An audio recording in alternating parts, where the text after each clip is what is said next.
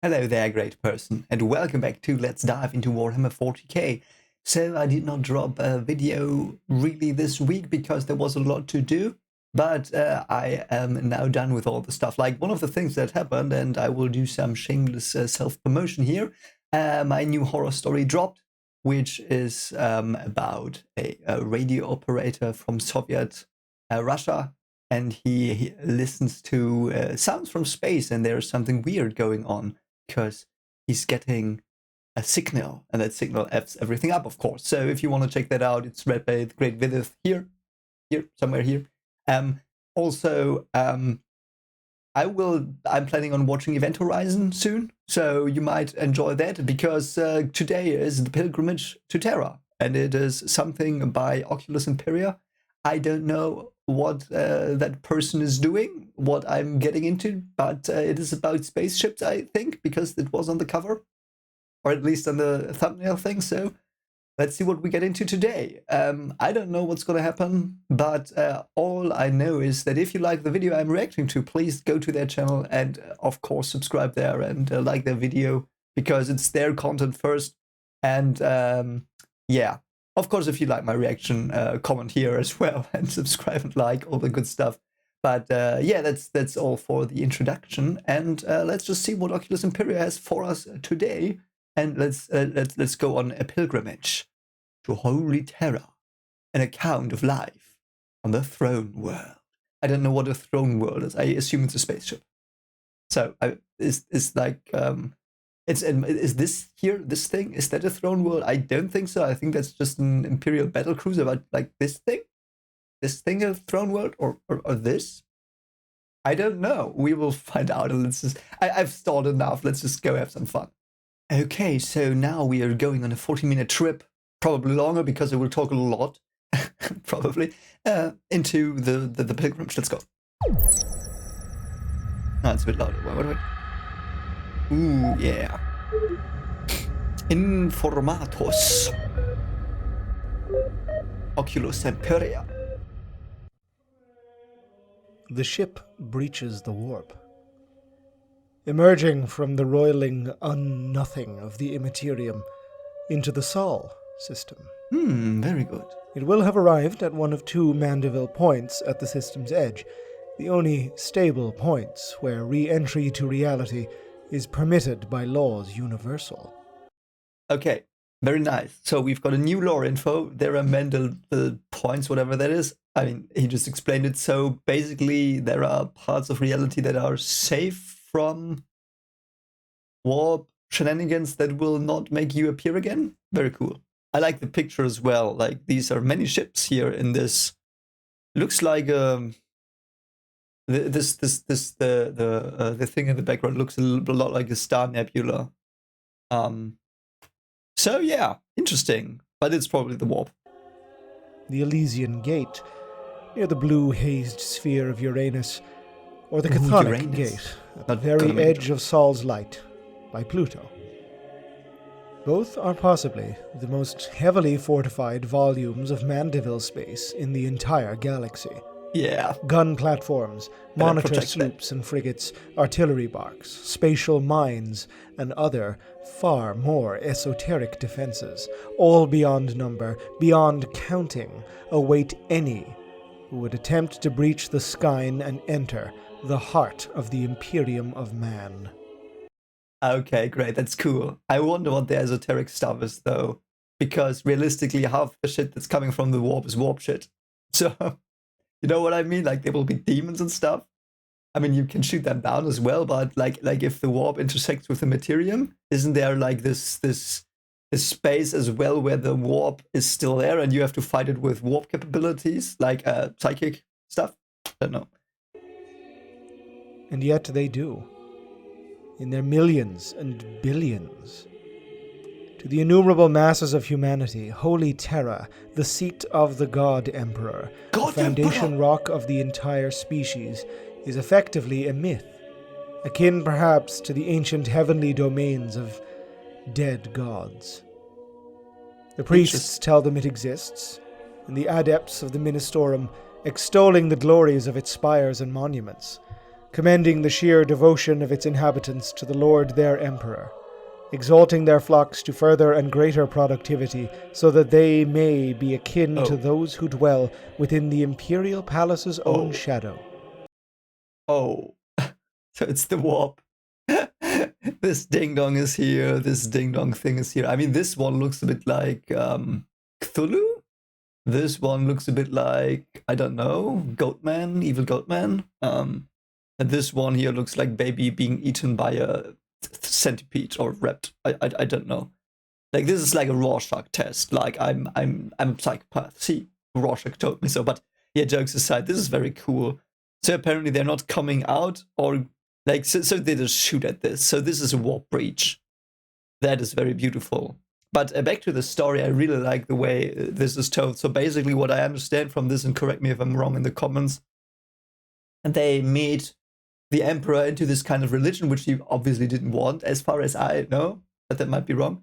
So they go to Earth. So there are pilgrimages to Earth to see his glory. And even though he's probably crippled already here at this point, I don't know though, but he might already be crippled and like on life support on the throne and stuff.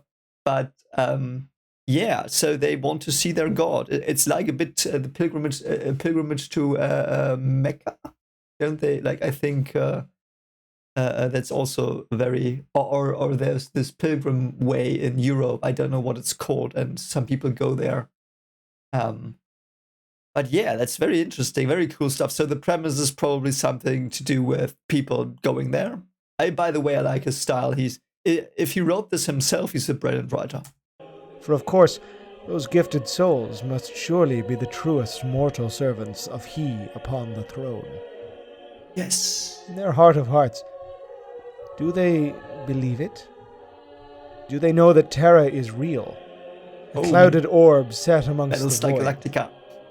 Terra Do they cast their eyes to the night sky, scrying the pinpricks of light for the one they have been told is Sol, the star that birthed their species from its cradle? They do.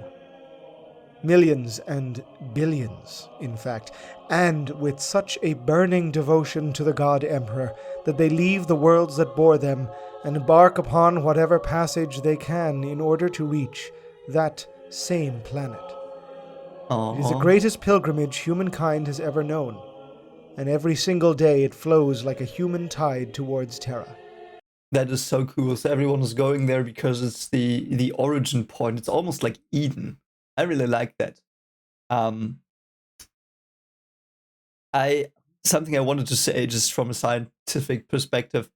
So we don't even know if life originated on Earth. It might have originated in space, on asteroids. Like a colleague I know, there's some research in, I think it's Paris, might also be Bordeaux. I don't know where it is. And they are researching whether life can, so basically and if I've told you before, I'm sorry, but I just find it very interesting. It's a possibility. It's not the thing, but it's a new possibility they discovered. So they basically simulate asteroids in deep space. And what they do is like they have this giant vacuum chamber, and the vacuum is a lot higher than in space itself, even. So they can observe processes that would take millions of years in like weeks. So they create they just create a surface that's like an asteroid and put it in their chamber, and they put some hydrogen in, I think, and perhaps some other thing like helium. I'm not sure, but basically the elements that are most abundant in the universe. And they just in space, and they put it around it. And what they did is they found that water will form, and I don't know. So they probably put in O2 as well. And at least they put in stuff that's in space. So they simulate an asteroid surface over millennia and millions of years. That's basically the thing I wanted to say with too many words. But so and what they found is that on that surface, the amino acids start to form naturally. So it might be, and it just might be that life actually starts to grow, or the ingredients to life start to grow on asteroid surfaces, and then asteroids hit the planets, and then they seed them, so to speak, from nothingness, like from space. And that's a very cool thing. So I think, I don't even know if they've published a lot there yet. I think they've published that water forms. That is published, but I don't know if they published the amino acid part yet. They probably have. But anyway, that's so cool. So life might not actually be from this planet, but we might all be aliens, so to speak, because we came from an asteroid. I don't know, but sorry for this interlude. But yeah, so back to the story. I really like the idea of Terra being Eden. So we already spread out to the stars here. So it is after the Age of Strife, I guess. I might be wrong, but yeah. Streaming through the warp routes of the Imperium in a never-ending chain of devotion. Some organize their whole lives around the grand pilgrimage, threading the route from the holiest shrines of the Imperium, from Ophelia 7 to Kairos, then Gethalamor, and finally Terra. And others may simply make straight for the throne world with a singular focus. It matters not, for the destination is always the same. The Emperor. The Eternity Gate to the Sanctum Imperialis itself. What is the Eternity Gate? That this is a record of the experiences of those lucky few to reach the heart of humanity, to set foot upon that world and live the life of a pilgrim on Terra. Yeah, that's so cool. Such a cool premise. Reminds me a bit of the Fremen going to see Paul in Messiah. The first step into the volume of Sol for the pilgrim craft is a dangerous one. So cool. And those that follow, more dangerous still. Yeah, sorry, that moon's too close to the planet. Sorry. Scientist Dick here. They are entering the most heavily fortified region of space in a galaxy of 1 billion stars. There is no fortress like it. There has never been one like it, and there will never be one of its ilk again. Sure, mate? It is the slow-beating heart of the mightiest empire the galaxy has ever known. And it will brook no threat, nor even the suggestion of one. From the moment reality reasserts its will around the cocoon of the ship's dissipating Geller field, it is locked onto by 1,000 gun barrels. Auspex sweeps penetrate it to its core, scrying the ship for anything that fits within pre-assigned threat parameters. Oh no, Should AI. the slightest deviation be discovered, the ship will simply be blown apart in the void, its hull shattered under a torrent of macro cannon shots and stitching lasfire. This is pure overkill, yes. Yes. The pilgrim vessels that arrive every minute to Sol's Light are of every size, shape, and age imaginable. Wow, that's a weak point, though. Like, if they're coming, the ships are incoming all the time, like, and you have to screen all of them, that's probably a very, very high stress work environment. Like, if you are the ding dong that lets the orcs masquerading as pilgrims through or whatever, you're not only fired, you'll probably be tortured till eternity or whatever. Like, what a job to have. Mass conveyors carrying a planetary population vie for passage with tiny ramshackle brigs. The pleasure craft of distant aristocracy compete with dilapidated, retrofitted cargo craft that are barely even space-worthy. Well, and these, mind, are the ones that have been lucky enough to arrive.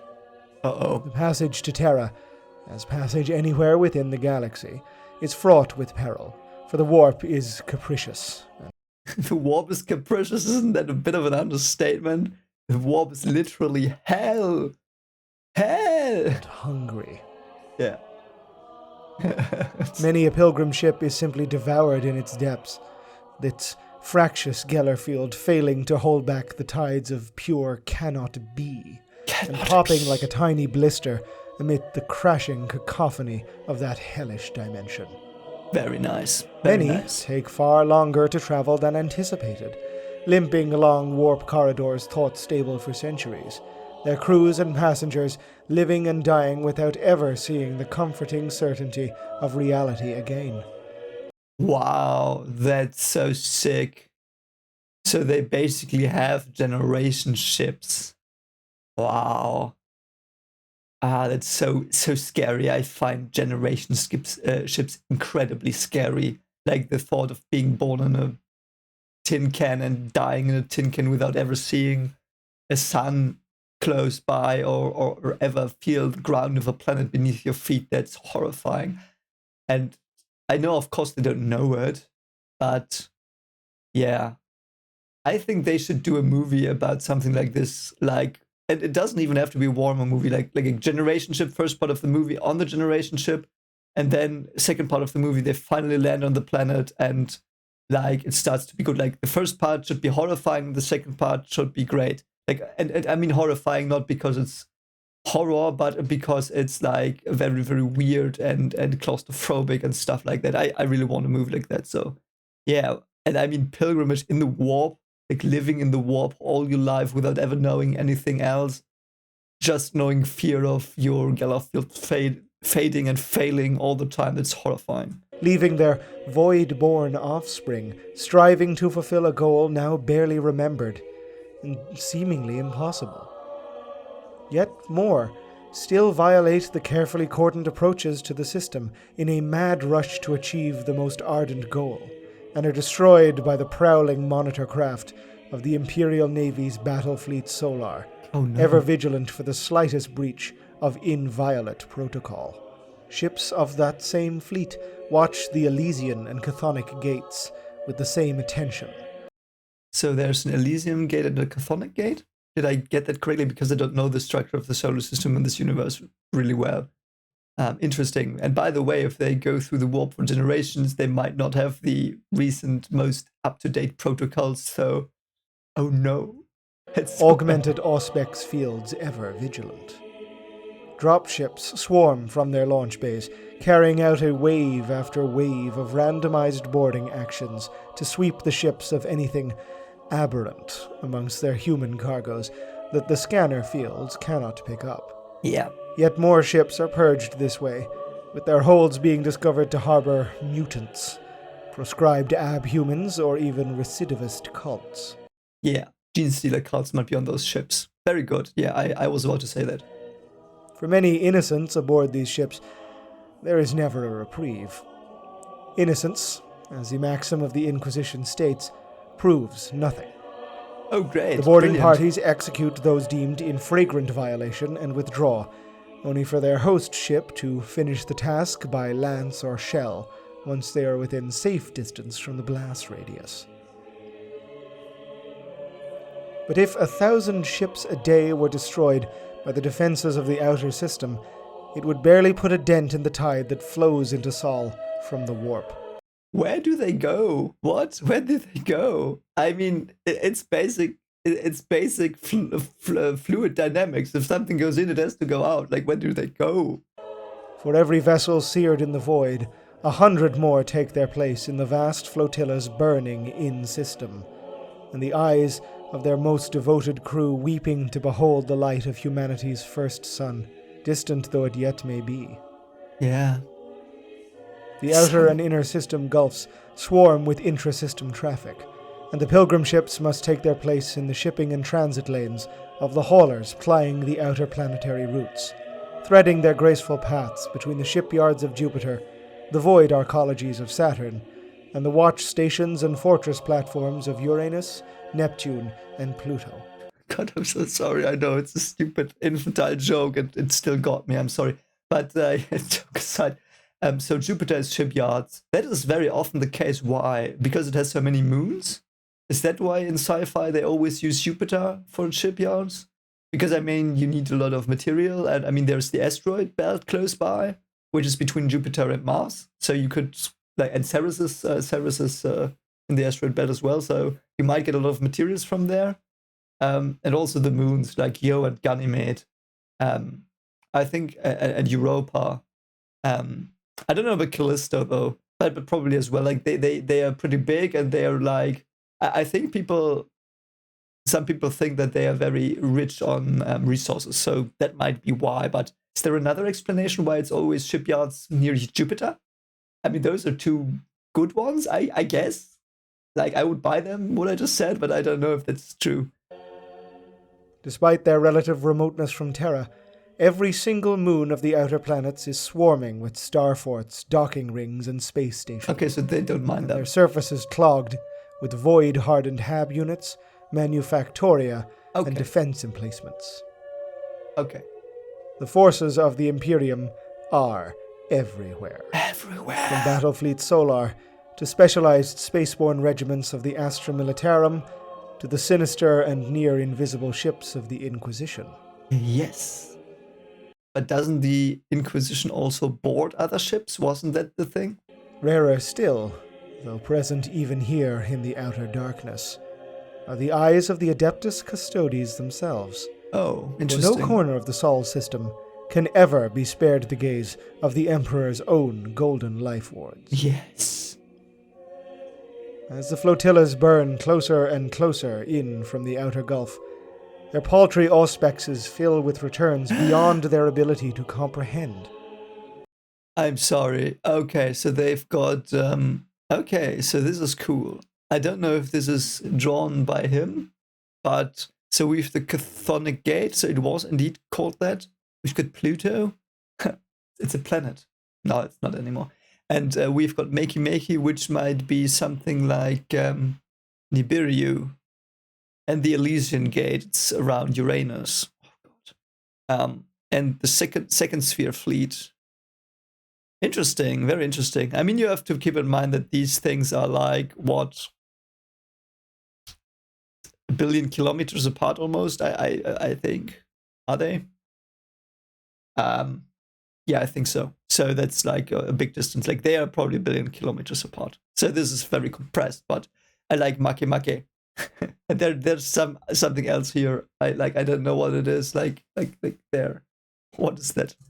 Comms channels in Saturn's near space swarm with redaction ciphers, warning markings, and aggressive territorial notices. Yes. For this is the domain of the holy ordos of the Emperor's Inquisition.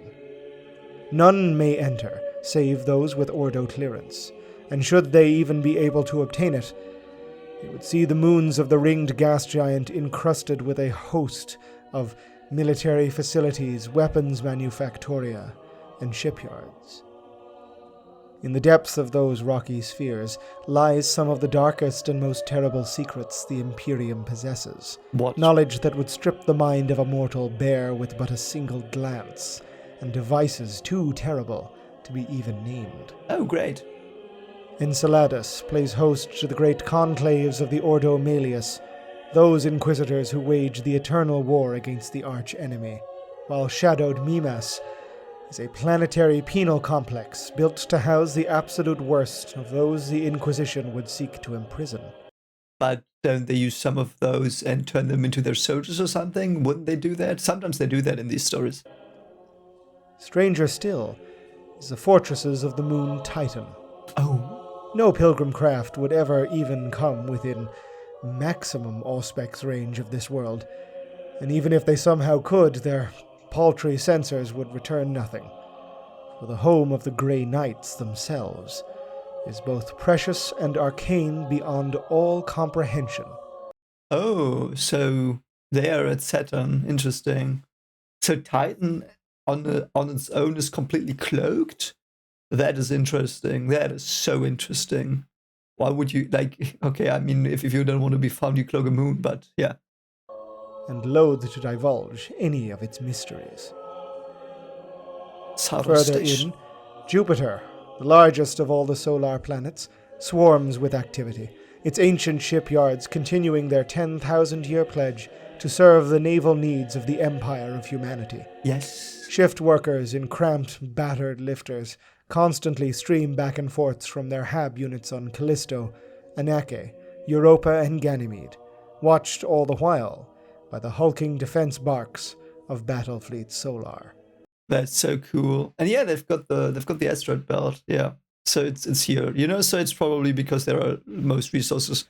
Because I assume these are moons, so most moons are drawn here, and there are like they can get stuff from here. Yeah, interesting. Cool, very cool. The inner system gulf draws near. Monitor forts embedded in long excavated and stripped asteroids. The husks of mining operations that once fueled the first human expansions. Track all craft approaching the inner planets ceaselessly. System traffic now begins to divest itself of its more eclectic craft as the lanes approach the near space of Mars. The red planet, the first mankind walked upon after departing old Earth, now the sovereign realm of the twinned empire of the Adeptus Mechanicus. Yeah. So, how many defenses do they have on Mars? I mean, Mars is pretty small. I think it's a fourth of Earth. I might be wrong though, but it's pretty small. Like Earth is pretty small. You wouldn't. Mars is pretty small. You wouldn't. Like it's not as big as Earth, not by far.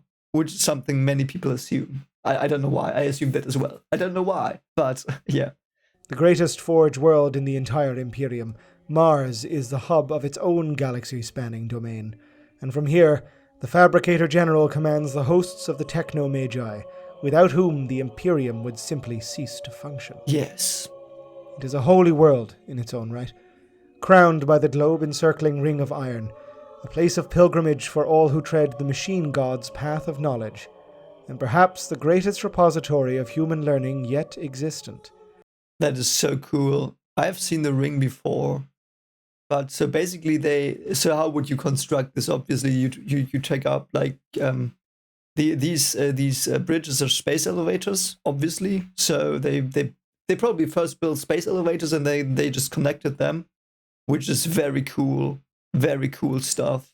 Also, I really like that Mars is in its own a center of belief for the Adeptus Mechanicus, of course. So there are two main centers of galactic belief so close to each other, which is so cool. I like the setup so much. Second only, but in some ways equal to Terra itself. The pilgrims who have arrived in the system weeks, months, maybe even years ago, have yet to even lay their eyes upon the throne world, though. Why? For them, their fate is now to be spent upon Luna, the sole natural satellite of the birth rock. But wouldn't you then see Terra from Luna? I mean, and they have these space elevator bridges, the ring as well, so. Luna was once a citadel of scientific research and development. Yes. The lunar gene cults of the ancient past, once brought to heel, had been the artisans that had brought forth the Legiones Astartes of old, churning out the super soldiers that had ushered in the age of the Imperium and championed the Great Crusade. What a place. Those days are long gone, What scoured happened? from its tunnels and surfaces by the fires of the Horus heresy. Yeah, okay. In our darkening 42nd millennium, Luna is a fortress, the holdfast of Battlefleet Solar, and an outward bastion from where the skies of Terra are ever watched by mighty defense lasers and torpedo silos. Yeah. On Luna's exterior, barely protected from the suffocating void, there are the holding pens. Oh god, mate, holding pens. Of course you've got holding pens. Is that for the pilgrims? That's a dick move. In bird culture, we call that a dick move. But something else I thought about, and this is one of the videos that makes me think a lot about random stuff I feel, but I hope that's okay. Luna is the real name of the moon. Because like if you would tell someone from Mars, hey, I'm going to the moon, and they're like, which one? Like there are billions. Okay, on Mars there are two, but you know what? You get my point. So our moon is actually not called Moon; it's called Luna, which is fun. I like that, and I like that they used it here. This name. Also, our star is it's called Sun, but it's also called Sol. So all who would set foot upon Terra are processed here. It is the first port of call many will make within the Sol system, and the last before they are permitted to land upon his most sacred realm. they're actually permitted to land there. I would have actually assumed that Earth is completely shut off, except for Astartes and Grey Knights and Custodes and stuff like that. So I don't know, but it's interesting. These processing centers stretch for thousands of kilometers, congested by ceaseless tides of pilgrims and petitioners. And it is here the stories of many end. For all the millions that die in the warp or in breach of the rules of travel within the boundaries of Sol's light, many more will perish in their pens here, of casual violence, of a deadly altercation with another pilgrim, of runaway disease. Why would the pilgrims fight each other? Because of hunger? Because of desperation? Or simply old age. Yeah, that The wheels of the Adeptus lovely. Terra. Like old age is probably one of the best deaths you can have in this world. I mean, except if old age is a death among the Drukhari, where they keep you alive for thousands of years. So, but you know what I mean. Turn slowly for this horde of human livestock.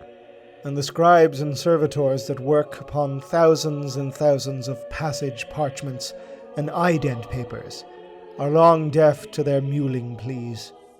And their guards, ever ready to dole out punishment for those who attempt to, be it by bitterness, frustration, or desperation, breach the lines. Yeah. Also, why are they all chained? That seems pretty unfair to chain up the pilgrims. Like, seems to me that they would otherwise completely riot and probably overrun everything, I guess. Yet again, despite all that stands before them, those that are granted the precious stamp of a scribe official, granting them onward passage, still number in the millions. By the way, I need the meme. Someone make that, use the meme template with "I am a generous god" with "I am a generous scribe." He stamped you. Clouds of landercraft shuttle them from Luna in a constant stream. To make their destination, they must observe strict flight plans to keep them out of Terran near space, as congested as the surface they are heading for. Terra is a ravenous glutton, feasting on the fruits of its stellar empire in a perpetual effort to stave off starvation. Okay. It is said that a cargo ship lands upon one of the throne world's many spaceports every millisecond, and another leaves at the same time. Yeah. When these do dust off from the choking smog drifts of the hives, they do so picked clean of everything they have brought with them, for the populace of Terra is eternally famished. Okay, so how many ships land there? How big are the ships? Part of me just wants to calculate that now, but I'm not going to do that. So yeah, but that's cool. How quickly do they unload and unload them? That's an interesting question. How quickly are they to unload them? Should a delay in these supply chains ever occur, even by so much as an hour, thousands will starve. Yep. What? Why? Where are all the people coming from? I mean, how many people are on Earth that they need that much food? I don't know. So is Earth now like Coruscant, where billions of, like, trillions of people live, or what's the point? I don't not the point. What's the thing? I don't get this part. Like, I can't. I need numbers to form an image in my head on how exactly this works, but probably not important. It's a way of things.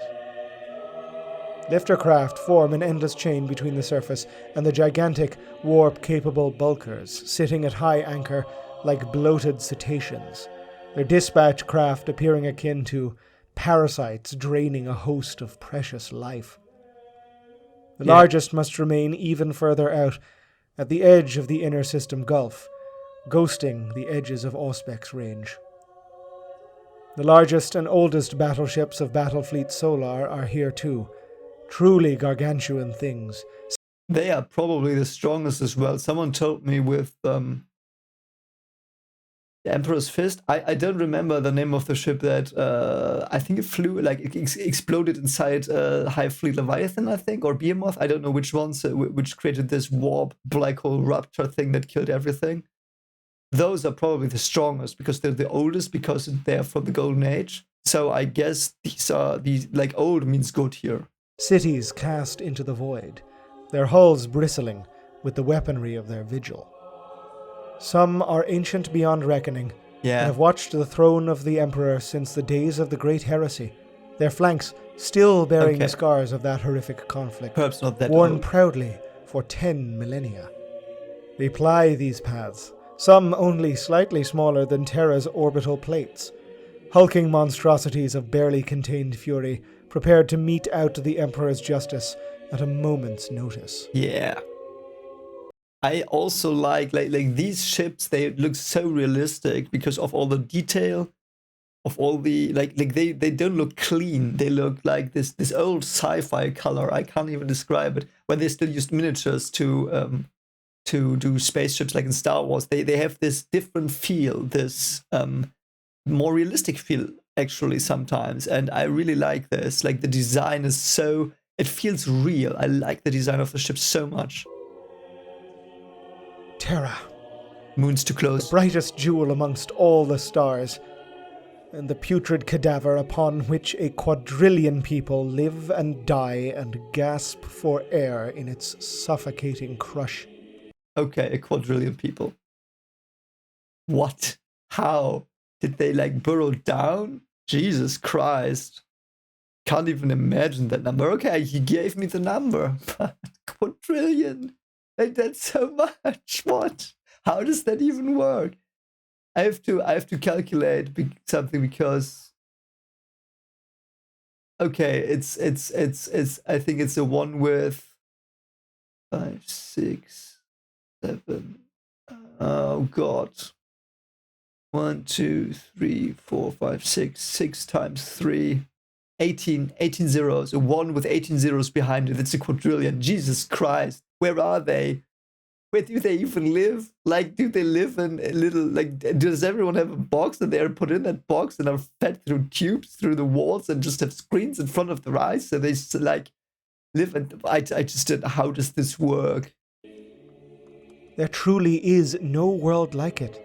It is singular, utterly unique in importance, the fulcrum around which the lives of truly countless humanity turn.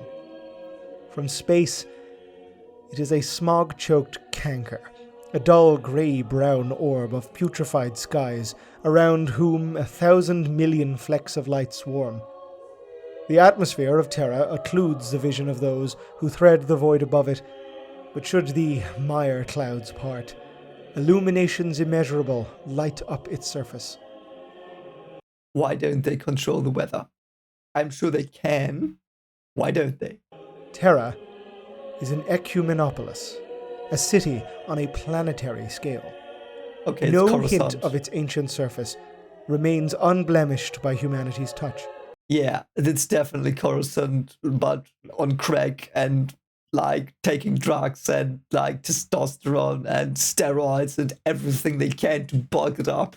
It's like Coruscant times 1,000. It is said this world once bore oceans. Yes, I heard so Imagine too. the concept. Yes. Liquid water upon Terra's surface. Yeah, what? Imagine that. It's so dumb. Who would what a stupid myth. Can't be true. We know that it must have, but the last ocean was stolen by the traitor Koja Zu more than 10,000 years ago. It was a dick face. So where are the clouds coming from? Is it just exhaust clouds? From exhaust pipes and chimneys and factories? Now, there is only bare, chem-blasted rock, but even that lies under millennia upon millennia of construction, destruction, and rampant industry. Yeah. Why is there industry there? Because probably people work. But what are they producing? Because incoming is food. So what do they do? What do they actually do there? I know they don't have, perhaps they've kept some libraries, but yeah, why would you produce something at all? What would you produce there? I mean, it feels more like to me it felt more like, until this moment, it felt more like it's just many people there, and they have to be entertained and they have to be fed, and that's like, it's just bars and clubs and I don't know, operas and all the stuff like that's on the planet. Why would there be so much factory? Like, why would they produce stuff there? What do they produce? Huh.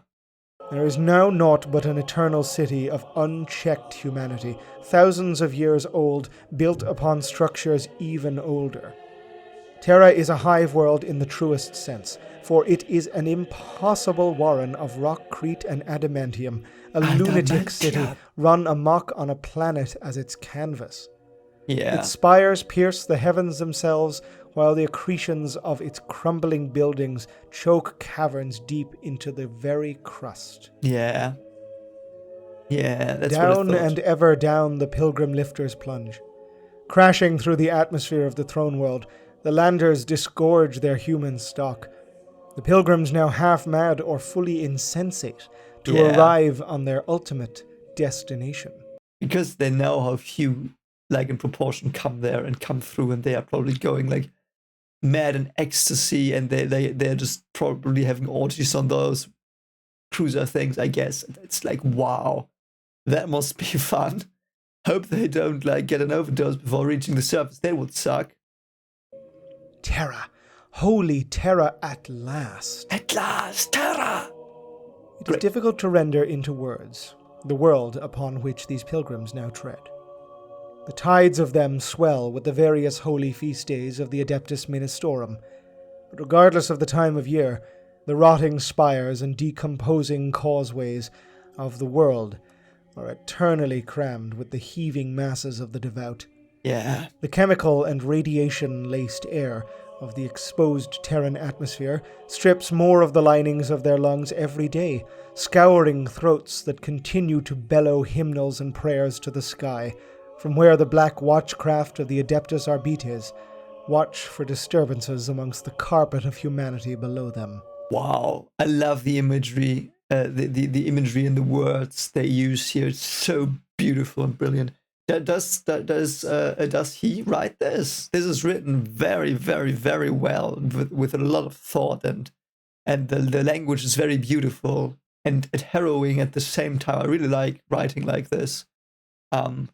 So yeah, so it's very dark, like it's really, so they don't care about anything other than praising the emperor, which is like obviously like completely, yeah.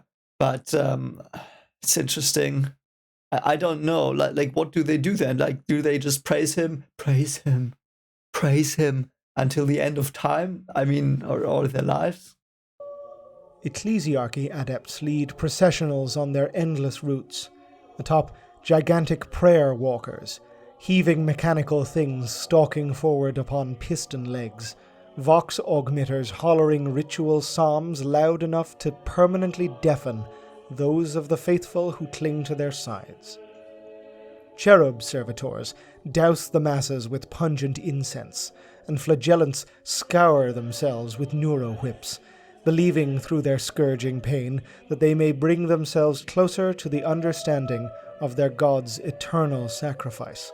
Oh God, I didn't think of that. Oh Jesus, fuck, that's so bad. Of course, because the emperor's now like ripped apart piece of shit, like just like descriptively, like he's probably nice guy, shit father, but nice guy, you know. But like he's a ripped apart shit face now. So they want to be ripped apart shit faces as well, which is like they probably like flay themselves and stuff, perhaps even. Oh God, that's so. Oh God, oh man, oh God. Religious mania is very scary. It's very scary. God, I hate it, but I love it as the concept. It's so scary. Yeah, it's very cool. And By day, bad. the wan light of Sol casts its pale half-illumination around the choking skies of the throne world. But night is no impediment to the devout, as Sol is replaced by sputtering gas lamps, or gigantic Ministorum-approved furnace engines that worship him through a flame eternal. By the way, if they are really clever now, whoever wrote this, you will say that they also worship the moon because the moon reflects the sun's light. So they, through the moon, they still see the sun's light, and they like honor the moon for bringing them the light of the sun even in night. That might be also a cool part of their religion. Let's see if they have that. The fires never stop burning, blasting the pilgrim crowds with punishing heat through the already stiflingly humid nights, as most never bother with sleep, merely why? continuing to whisper prayers through cracked and parched lips. I mean, seriously, you can't. That's impossible. How do they have overcome that? Because you have to sleep. If you don't sleep, you die. You just die. We don't know why. It's probably because you can't integrate your conscious knowledge into subconsciousness anymore, because that's what you basically do in dreams. So that's the theory. Like, do you know the Russian sleep experiment? Of course you do know that. Scary story. Really liked it. And that was one of the first stories in the internet that I read, and that I really was like, oh god, this is scary.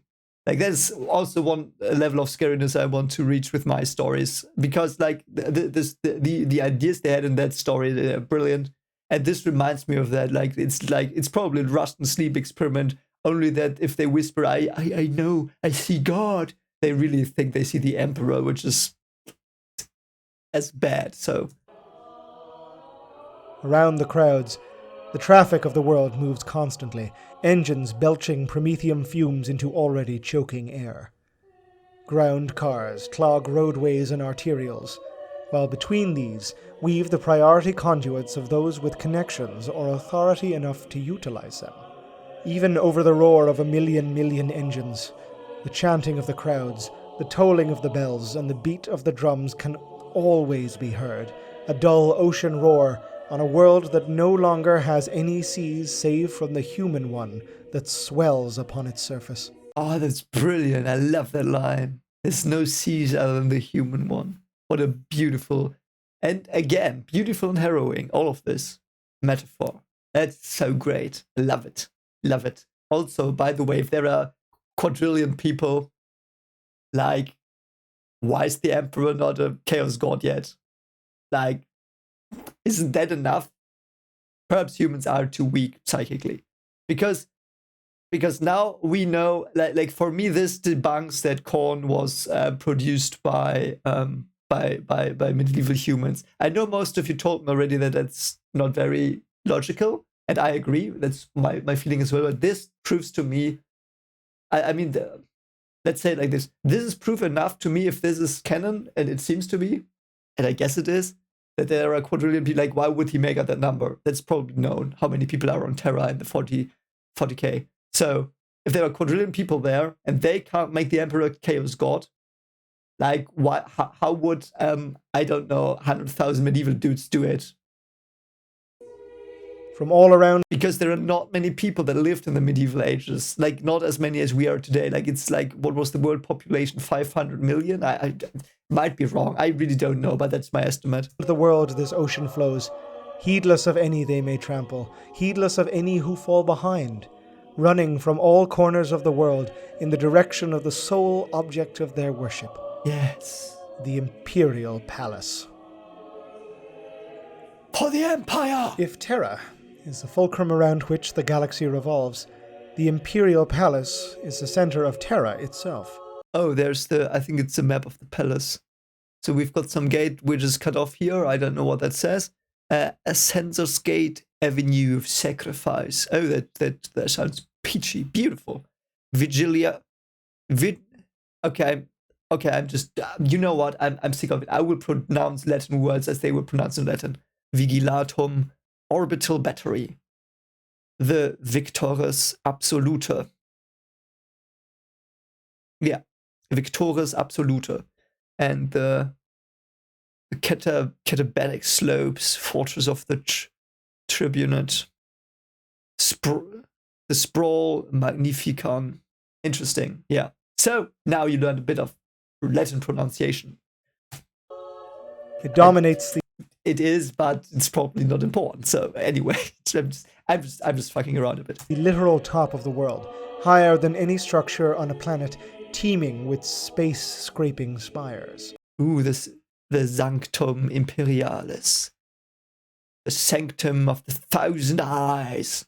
Oh, Oh, is that like from Yu-Gi-Oh? The Thousand Eyes Restrict or whatever it's called, the weird thing from Pegasus that was very powerful in the first Yu-Gi-Oh versions, but later it's like very, very weak because everything is a god then or whatever. Yeah, Thousand Eyes.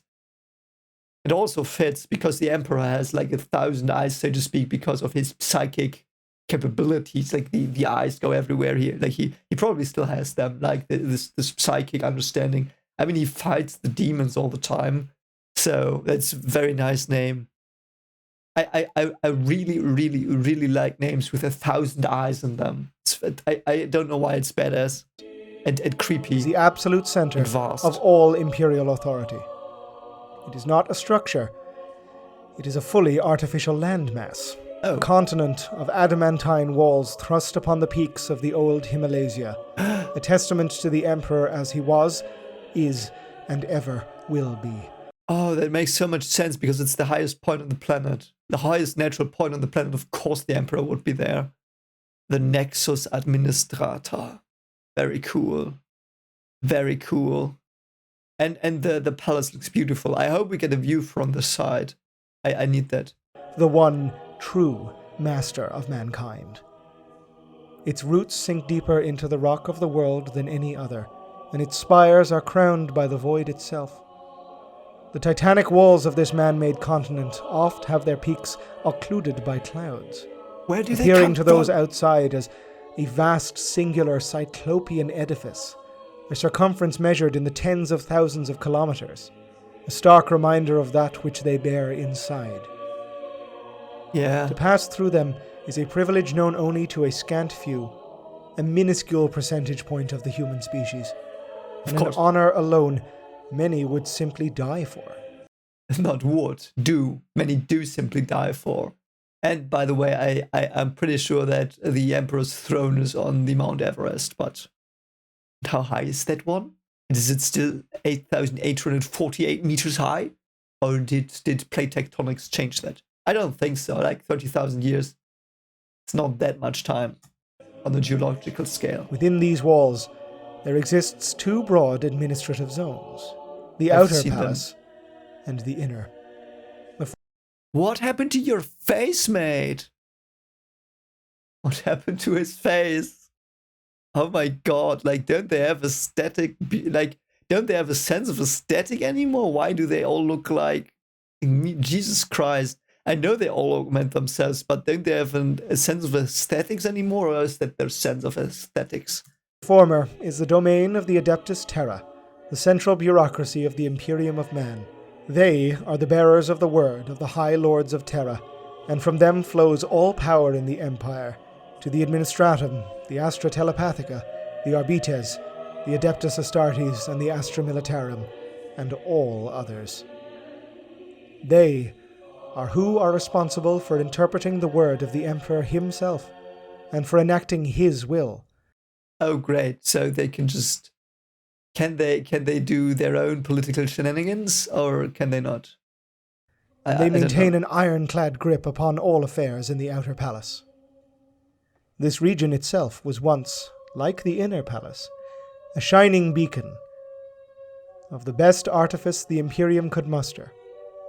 After unification, the Masonic guilds of Terra had raised unto the world a creation of such beauty, it is said they never worked again once the palace was complete. Yeah, I'm gonna press X on that. The fires of Horus Lupercal's ambition scoured their work from this world, consigning it to half-remembered history and grainy, degraded Pict captures. That is so sad. Reminds me a bit of the Ogier and Wheel of Time. Like their craft, their brilliant craft being rotten in time because of the breaking and stuff. Whatever remains of it now is buried under brutal defenses, corroded Gothic insanity, and the ruthlessness of a newer architecture of faith. Even to call something here new is inaccurate, for there has not been a new structure constructed upon this world since the 37th millennium. Why? The worker details of Terra work around the clock to protect, shore up, and maintain what they always have done. Okay, so they just stall. You can't fight entropy, mate. You can't. Can't fight entropy. What are they doing? That is work enough. There is nothing new to be built. Okay, so basically they preserve. So that's what they work for. They preserve. They work against entropy and time itself. Interesting. They will not do that forever, though. What once was a shining beacon has become a dark and stained mass of ruthlessness. Perhaps apt, given the fate our Imperium has had since those heady days of utopian ideals, now lost to 10 millennia of violence and desperation. And pain and agony. The megapolis of the Outer Palace is even more dense than the world city outside the walls. That is Anno Londo. I'm sorry, that is Anno Londo. I know it's just Goth architecture, that's why it looks like that, but this looks so much like Anno Londo. And that looks like the piece of shit bridge you always get fucked by the gargoyle by. And then you go, you drop down here to the library. Anyway, so you drop down here, and there, and then you go into this library, and there are the painted shit faces that just throw you off the fucking rafters, and you die again and die again. Then you finally go, you're here, and then you go right, and then there's the asshole bowman that will always kill you. Ooh, whatever, I'm sorry. Render. I love Dark Souls. I love Anno Londo. It's such a shit place. It's so unfair. I love it. Guarantee of opulence. As in many of its cavernous undergulfs dwell menials who cling to the scraps of employment the Adeptus Terra grant them, functionally no different in living conditions from the underhivers beyond the walls. It is into here that the Pilgrims will attempt to gain access. The walls of the Outer Palace are a barrier physical and metaphorical, for it is said, or rather bellowed, by the adepts of the Ministorum that only the purest of heart and the purest of faith can be permitted to enter his domain. Convenient. So let me guess, the purest of faith are the ones that are psychers and they're being fed to him, at least, or they that is the filtering process that gives the Emperor an infinite amount of psychers? Is that it? Is that what we're currently watching? The journey of the psychers that go to be fed to the Emperor to help him fight the chaos that is like somewhere in the palace thing? That he's fighting all the Processionals time? that approach the walls stretch for hundreds of kilometers, winding their way out into the hives beyond. They approach as a shambling, shuffling horde, many frenzied into the heights of zealotry through a combination of mad devotion and drugged incense. Many more simply numbed by the sheer insanity of the throne world and struck dumb with an enraptured awe of even now seeing the palace walls. Wow. They are. I love Goth architecture so much. So much. So beautiful. They're dying now. In their droves. Why don't we build stuff Crushed like that anymore? amidst a crowd that now behaves as more fluid than people. Or starved from a complete lack of food and water for the weeks they have spent in this processional. Or finally succumbing to some horrific contagion their off-world immune systems have no means of defeating. Oh, and now we're doing War of the Worlds. Great. It's bacteria. Martians are killed by bacteria. That was brilliant. I like it. It's a brilliant ending. I think many people didn't like it for some reason, but I like the end of War of the Worlds. It's very logical. The priests will extol that these losses are perhaps the purest. So strong is their faith in the god Emperor that he plucks them from the mortal plane simply by virtue of their nearness to his earthly realm. Statistically speaking, only the tiniest possible fraction of those who attempt to gain access to the palace's many gates will ever be granted it. Wow. By the way, that statue, I know that statue. It's a statue of death. I think it's in the Harry Potter movie as well, in Harry Potter 4. It's a very characteristic statue of death. What belief do they have in death? What is their belief about death? Is it just void? Is it you get into the warp? Or what is it? I mean, the Elder know what happens, but... Even for the most holy of feast days, such as Sanguinalia, the feast of the angels' glorious sacrifice, those who wish to actually be present in the Outer Palace for the ceremony before Eternity Gate itself. The simple fact is that there are more than enough devout within the palace's boundaries itself to swell to nigh impossible numbers, without ever needing the assistance of the crowds beyond. Yet still they come, ceaseless processionals, intent on getting ever closer to this terraqueous realm's embodiment of divinity. Yes. One cannot scorn them for it. Yes. It is faith in our God Emperor at its most direct. Their belief in him upon the throne is what pushes them ever onwards, heedless of their own safety and health. Yeah, okay, but what's the point? There has to be a point in the end. So they all get gobbled up and sacrificed to the Emperor. They sacrifice themselves to the Emperor, even, I guess. Because he doesn't just take people. He's not that dick. They are coming to him to help him, I guess. That's at least how I understood it from the Emperor videos, so... There is a purity in that devotion to him, our protector, our shield against the forever darkness, against the alien, the mutant, and the heretic. The heretic! Sorry. One imagines many of them are fully aware their journey will kill them, and yet they still come. That is harrowing. I don't know why I used that word so much today. This like the church goers all dead, skeletons there, and these messages nailed to their rib cages. I don't even know what's on those. Is it like, nope, you weren't allowed? And they're like, and die.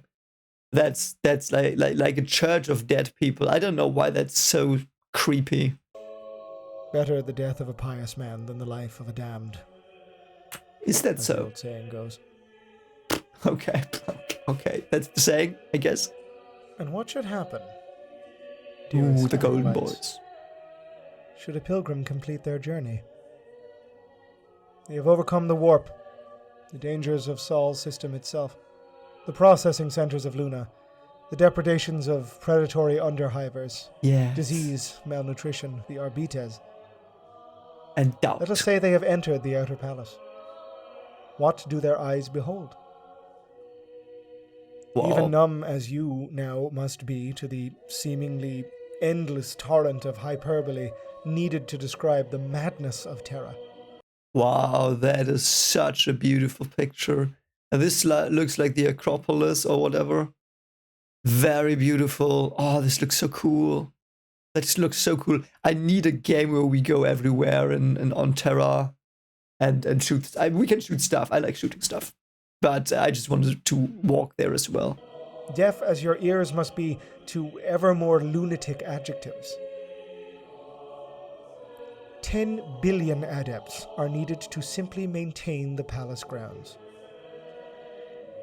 The spires here are taller than any outside the world. Yeah, and there's chasms Mandeville cut into the bedrock of Terra so. for hundreds upon hundreds upon hundreds of stories.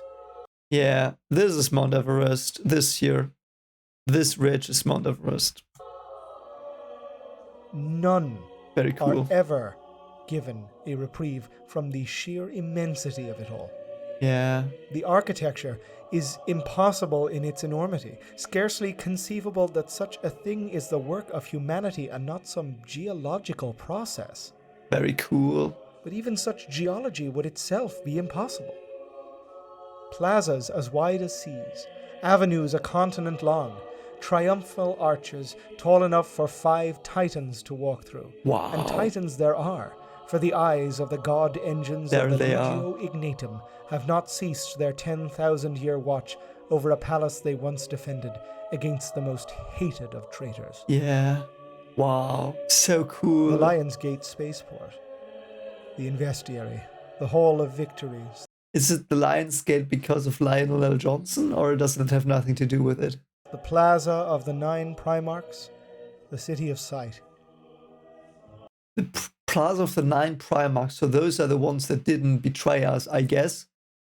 So, is Gilliman there? Like, does he live there now? Or like next to the plaza? And will Lionel live there as well again? That's interesting. There is enough within the palace to fill 10 records. But where That's is so it our cool. I pilgrims, love this video. desperate, falling, decaying, dying? Where is it they quest for? Yes. What is it? Eternity Gate. The final portal. The last bastion of the Sanctum Imperialis, wherein he lies. Yeah, okay, so this is a Titan and this is an Imperial Knight, I guess? Yeah, so the Eternity Gate is the one where he fights the demons, isn't it? Or did I might have forgotten that, please don't shout at me. I know he fights the demons there from his throne. So the Eternity Gate is next to the throne, I guess? I never thought about that. I am one of few who can claim to have laid eyes upon the most sacred location in the Imperium. And words will never do it justice. Okay, so it is an account of someone. It was just described, but he really went there and he survived. So it's not that they get sacrificed. Interesting. I would have thought they would mundanity be. of Gothic can literally never render grandeur that is in itself divine.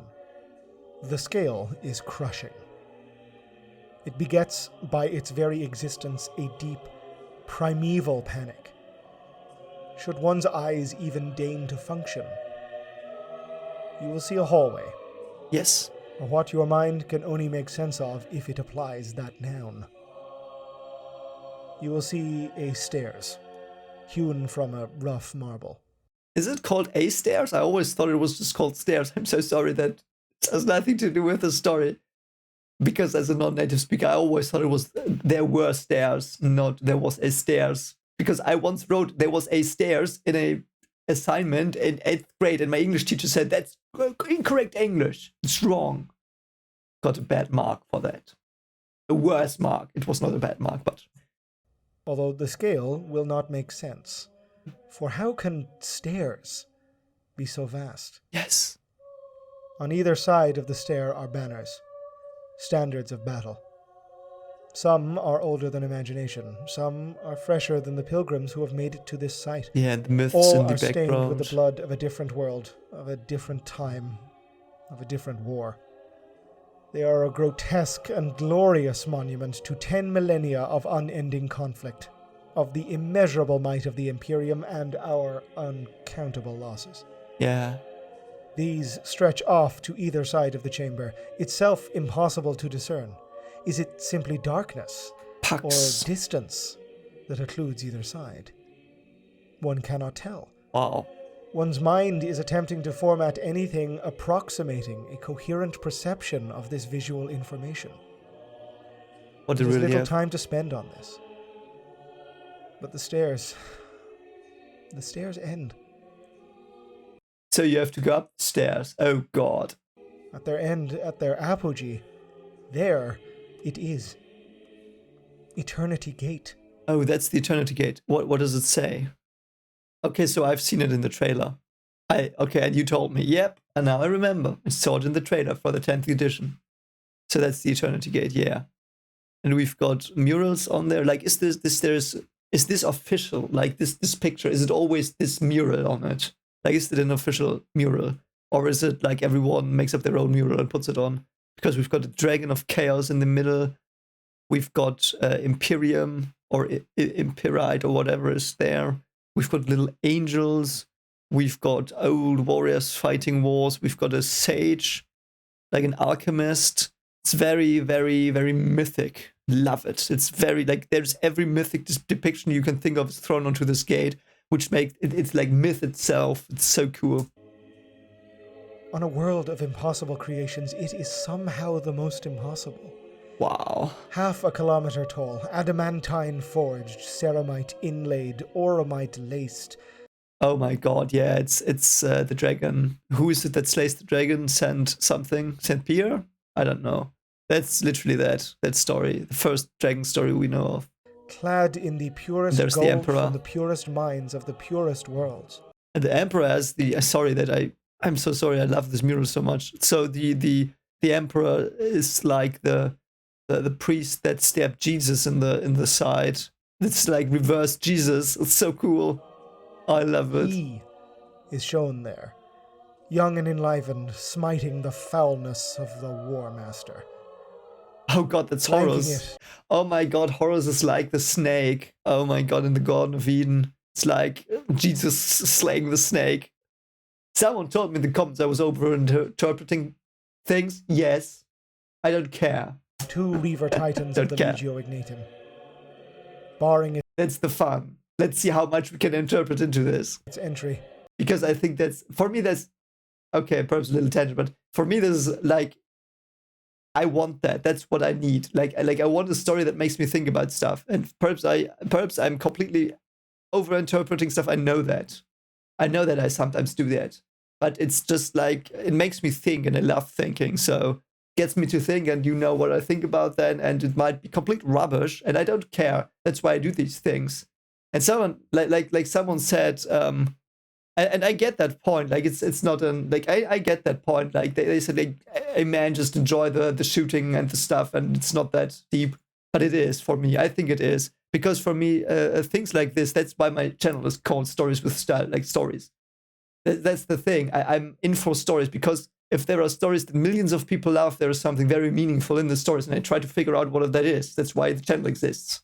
One of the reasons. So that's why I do it. And I know I overinterpret stuff, but that's what I see there. Like those are themes I see, and I love that. So just wanted to address that. So it's fine if people just are there for the shooting and the gore and stuff. That's cool as well. Like I like some gore, like some like things being like slayed, and like just I like that as well. But that's not only what I'm here for. I just wanted to say that. So just to make this clear.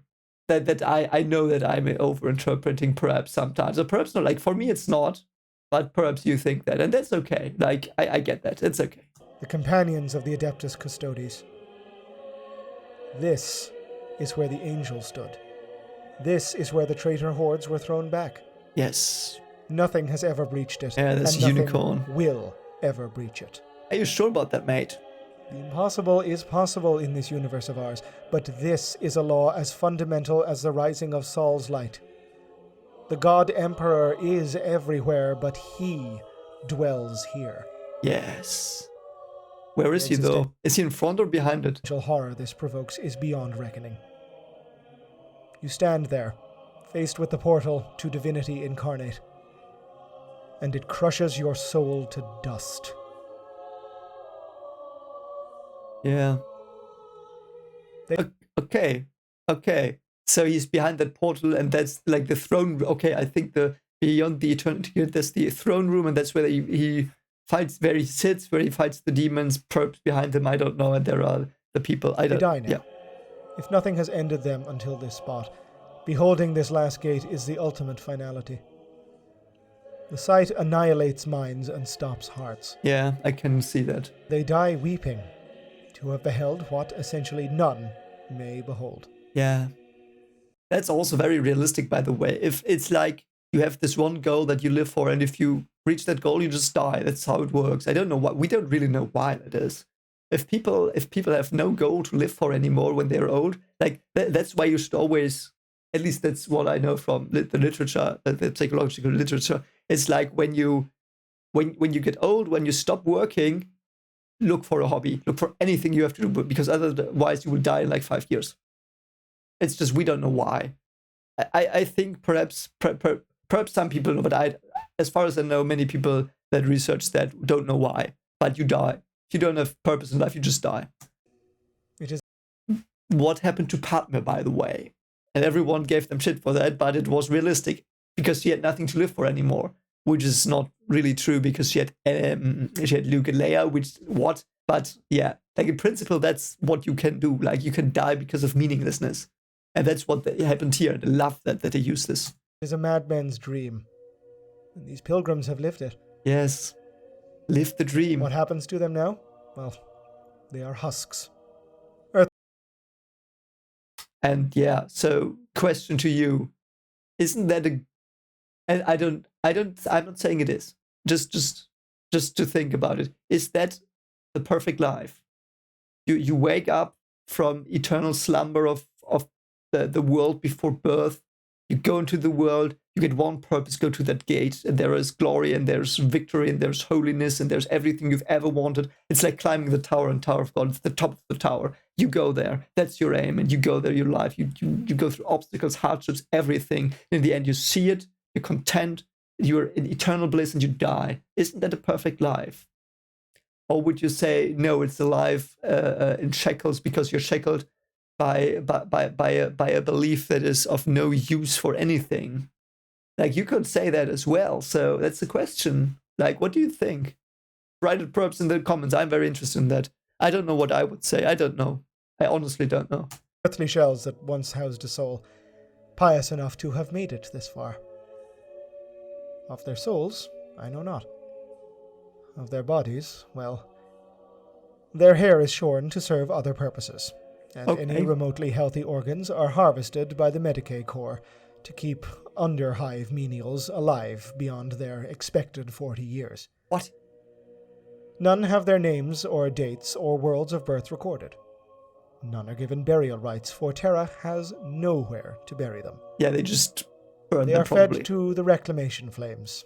The Yeah. constituent minerals of their ashes sifted to fuel some manufactoria or other. Great.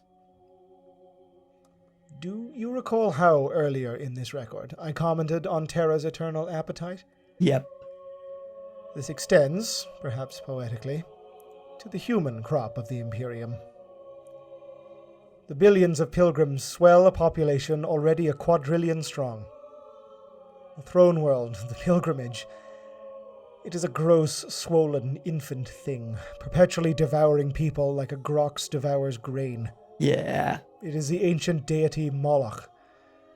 Though saying so skirts boundaries heretical, its hunger is a thing of instinct and necessity now. I really need to look up Moloch, because I don't know what it is. I think is it an Indian or Indonesian god of death? And I don't know. I might be completely wrong. I don't know. Squatting amidst a galaxy at its behest and shoving the fruits of its realm into an impossible maw. Yet it is also the seat of divinity itself. The only being capable of our salvation, of protecting us against hungers more vast and more terrible than anything so mundane as what I have just related. Yeah. Well, how are you alive, mate? He is entombed here. Yes. How can you tell us that if everyone's going mad of bliss? Consigned to the anguish of immortality for our sake, for all our sakes. Yeah, he's basically Jesus 2.0. Devotion. Perhaps the pilgrims have the right of it. Perhaps in their journey, in their suffering, their sacrifices, they become more closer to him through an agonizing apotheosis than any cardinal in his robes, or space marine upon their battlefield. Yes. Or lowly chronicler with his histories. Yeah. Ave Imperator. Ave Imperator. That's what the Latin one said. Gloria in excelsis terra. Gloria in excelsis terra. Oh, I love it. Love it. Love it. And by the way, that's my favorite Christmas song, Gloria in excelsis Deo. Okay, that was it. Okay, that was fire. That was incredible. Oh man, I love that. The choir in the background gave it this angelic, transcendent feel. All of it, like wow, what a dude, man. That was brilliant. Did he write that himself? Please tell me in the comments. Please tell me in the comments if he wrote this himself. If he did, what? So yeah, so go to this video, like it, watch it, listen to it. I mean, that was brilliant. I loved it. I really loved it. So many questions, but what a brilliant video. So I'm gonna like it as well. Yeah, it's like brilliant. So we will actually so let's write it. This was brilliant. Every second. Keep up the greatness. Yeah. So comment on this video as well. Very cool stuff. Oh, I'm down here. I'm sorry. Okay, now I'm up here again. So yeah, like he's wow, that was brilliant. I know why you recommended it to me. By the way, if you want me to react to some sciencey stuff, like I know there's like the signs of Warhammer planets or something. If you want me to react to that, tell me where that is. And yeah. By the way, if you want to listen to a horror story of mine that deals with religious madness, like it's basically horror stuff happens and they think it's the work of God, but it's obviously not the work of God. So everyone is like, so it's very, very bad. And the protagonist is a bit of a dick because he's very religious and thinks everything is the sign of God. Obviously it's not, but yeah. So if you want to listen to that, I will also put it in the comments. I will put the other story in the comments as well. So if you want to support me a bit and if you want to tell me what you think of the stories, and you can be critical as well, just put it there, be like, comment on the story. That would mean a lot to me. But other than that, thanks for being here. Thanks for watching this. And also, I hope you have a very great day. And don't forget to like, subscribe, and comment, because it helps the algorithm and we will grow a bit. And I can react to more stuff. Anyway, please, as always, take care of yourself and see you soon. Bye.